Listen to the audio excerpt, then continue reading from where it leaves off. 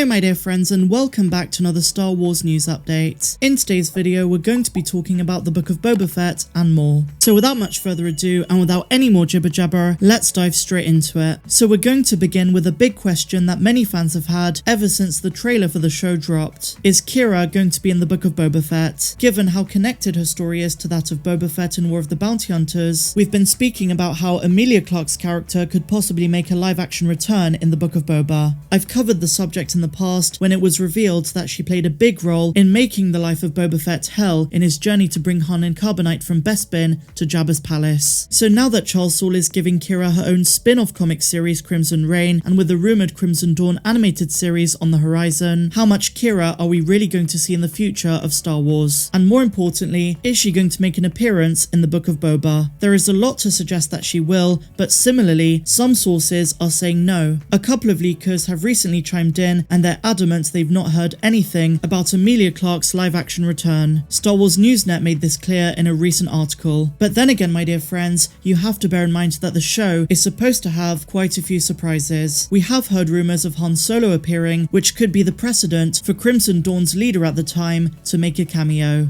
Now, one possible hint that Qi'ra is going to return in the Book of Boba was in the trailer. At the very end, we see fighters with crimson shields who clearly work for a syndicate. When I did my full trailer breakdown, I did say that they're most likely the Red Key Raiders. This was a criminal group that posed as a mining company on Tatooine, who we first read in the Aftermath trilogy. They were also referenced in Chapter 9 of The Mandalorian because they posed a threat to Cobb Vanth, Sheriff of Freetown and Marshal of Mos Pelgo. I still stand by my belief that this criminal group is who we see at the end of the Book of Boba Fett trailer, but they could similarly be guards for Crimson Dawn. Again, the red colouring on the shield could be indicative of this, but ultimately guys, we just don't know yet. But both Crimson Dawn and the Red Key Raiders are likely candidates at this point. If it is Crimson Dawn, which I've seen so many people claim, then this would be the perfect setup for Qi'ra to come into contact with Boba and of course Fennec Shand. Boba and Qi'ra have a massive rivalry which stems back to when she stole Han and Carbonite from Boba in War of the Bounty Hunters, which by the way, for all of you who are unaware, takes place between The Empire Strikes Back and Return of the Jedi. And now that Boba has taken over the Tatooine underworld, I can definitely see her taking issue with this and his new established position, and you never know, this is what the end scene of the trailer might be hinting at. Time will tell of course, but I think there's a good chance Qi'ra could appear. We can only speculate at this point, so I won't give you a definitive yes or no answer, but of all the possible characters who could play into the Book of Boba Fett, Qi'ra is definitely amongst the most likely. Now speaking of Qi'ra and War of the Bounty Hunters, I want to address something that I've seen a few people mention in the comments of previous videos, that reading the comics has become more essential than ever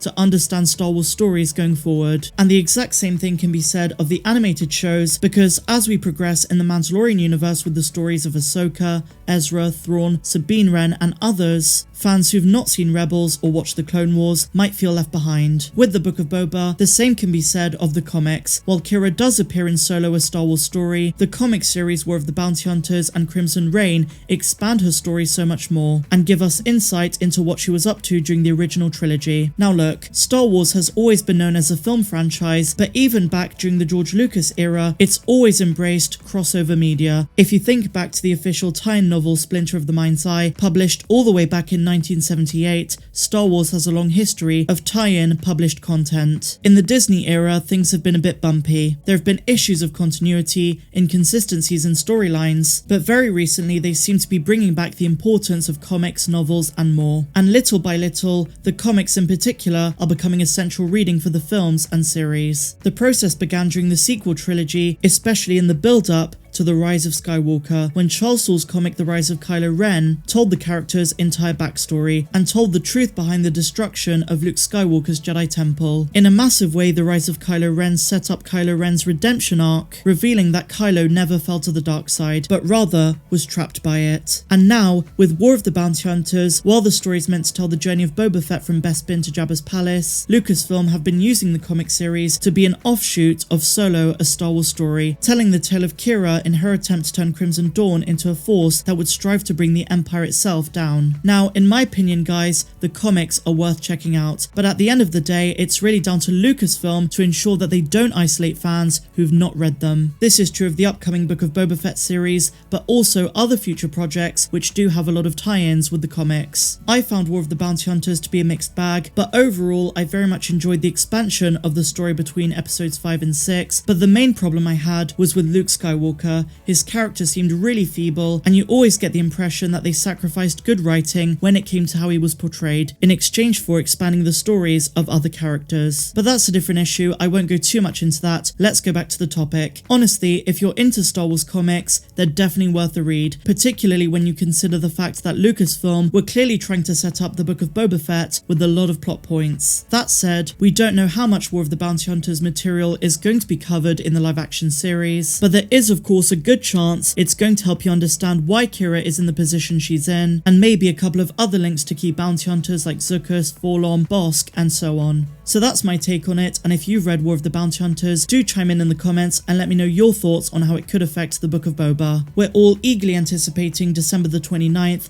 and of course this coming Friday we have Disney Plus Day, where we're going to be getting the Boba Fett Legacy special, possibly a second trailer, and of course it's rumoured we're going to be getting our first Kenobi teaser, a look at Andor, a Bad Batch Season 2 teaser, and of course the rumoured animated Maul series. November 12th, all in all, is the primary focus right now in the Star Wars fandom. All of the leakers and reputable outlets have been stating just how massive it's going to be, and I really hope we get some big reveals that satiate our appetites. After the Bad Batch Season 1 ended, we entered a major dry spell in terms of hype for Star Wars content, but now that the Book of Boba Fett has a trailer, and with many more teasers and news to come this weekend, we are heading into what I call the Beskar Age of Star Wars, which really centers around all of the content coming in 2022. So hold on to your seats, it's going to be one hell of a ride. And so finally, my dear friends, we're going to be talking about a character from Return of the Jedi. As we know, the Mandalorian Season 2 finale confirmed that Bib Fortuna survived the Sail Barge. But what if I told you that StarWars.com have also retconned the death of another fan favourite, Salacious B. Crumb? Comic Book have reported that in the databank entry for Salacious Crumb, his death was removed. That's right, they deleted the sentence that he died in episode 6. So we might be lucky enough to see him return in the Book of Boba Fett.